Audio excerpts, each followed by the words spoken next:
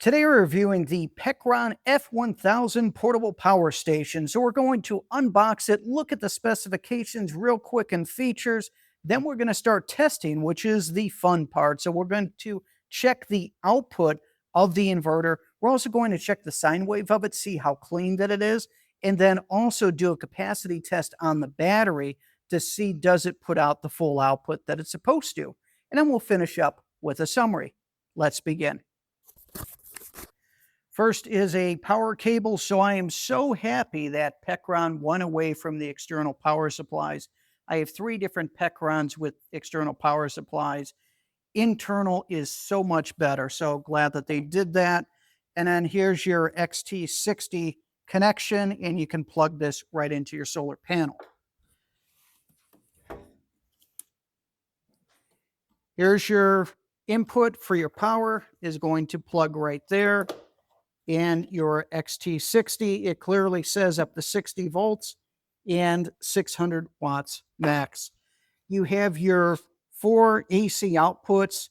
Now you can tell that these don't have a slot on them, so these are 15 amp outputs instead of 20. So we're going to go ahead and power this up, sitting at 70% right now, similar to some of the other Pecron displays. Let's see if this is touch sensitive, and it is not. It has a light on the front. Let's try turning that on. Okay. So simple on off, works well. It's got a nice frosted lens on it. And then you have your standard USBs, USB-C, and then this barrel plug, and then obviously your cigarette lighter plug. Now it doesn't come with the adapter for it, so just, kind of FYI there.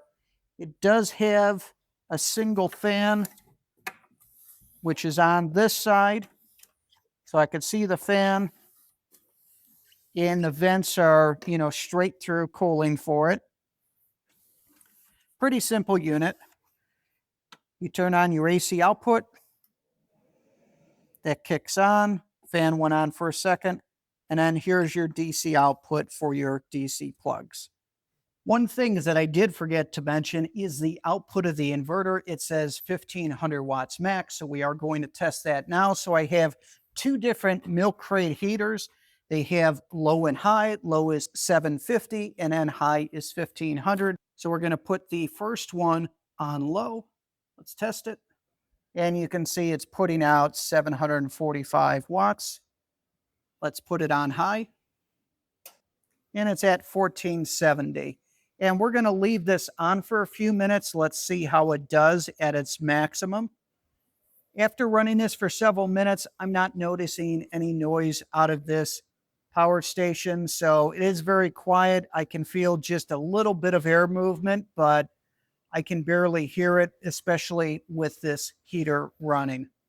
So what I'm going to do next is put on this second heater on low, which will give it another 750 watts. Let's see how it performs. Okay, so it immediately tripped, and I'm getting a error 20 code. So I'm going to turn this off. Let's see if it resets automatically or if I have to power it off to reset it. So we'll give it just a minute. It also states overload up on top. So it looks like it does not reset. So let me turn off AC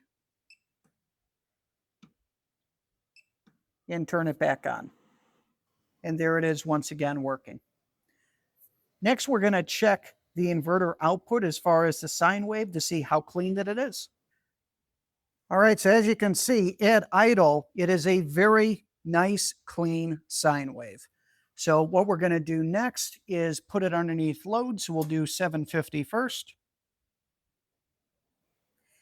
As you can see under load, it's working quite well. So it has a nice rounded top on the top and bottom, which you would expect. Normally when there's some distortion, you're going to see it at the peaks. Now we're going to put it at 1500.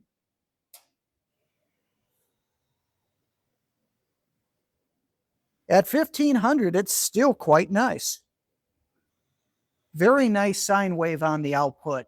This is extremely clean, cleaner than a lot of the other ones that I've seen. I would have no issues at all having the inverter output on this used for sensitive electronics. This is very nice. Next thing we're going to do is charge it up, and then we're going to do the capacity test. All right, now that it's fully charged up, I have my kilowatt meter here hooked up. So we're going to plug in the heater and we'll see what this reads when it's completely done. So we're going to turn the AC on.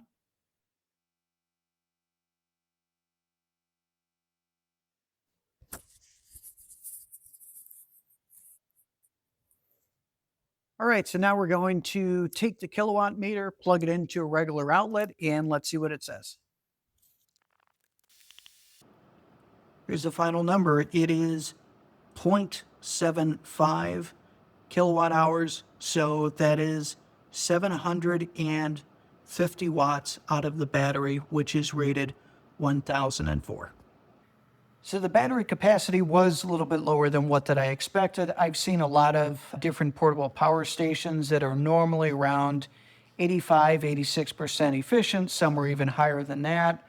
This turns out to be approximately 75% efficient. So didn't get quite as much out of it that I would have expected. However, it does have a very nice inverter with a clean output, even at max output. That I liked about it tremendously. It does have a lot of different features on it. You do have your light, you have a wide variety of DC plugs, and then obviously the AC output.